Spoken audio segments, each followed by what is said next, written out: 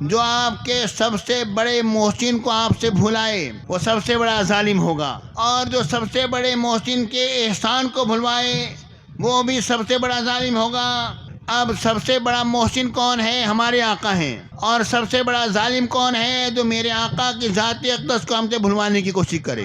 اور یاد کیسے رہتی ہے معلوم ہے آپ کو پیارے بھائیو؟ یاد حیات سے رہتی ہے، موت سے یاد نہیں رہتی، یاد حیات سے رہتی ہے۔ جب یاد حیات سے رہتی ہے تو نبی کا میلاد منانا یہ نبی کی پیدائش ہے، نبی کی پیدائش ہے نہیں ہے۔ جب نبی کی پیدائش ہوئی تو ہمارے اندر میرے آقا جلوہ گر ہوئے، یہ میرے آقا کی حیات ہمارے اندر ظاہر ہوئی۔ جب ہمارے اندر ظاہر ہوئی میرے آقا کی حیات مبارکہ، تو پھر کیا ہوا پیارے بھائیو؟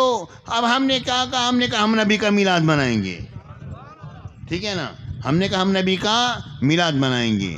ہم نے اب نبی کا میلاد منانے کی کوشش کی۔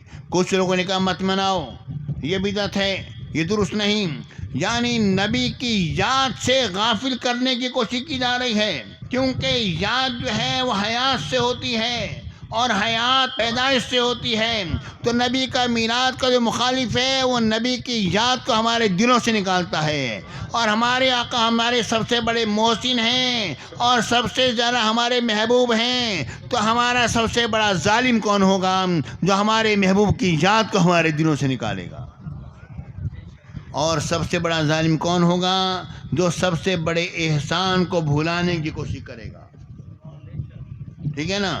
جو سب سے بڑے احسان کو بھلانے کی کوشش کرے گا وہ سب سے بڑا ظالم ہوگا، ٹھیک ہے نہیں ہے؟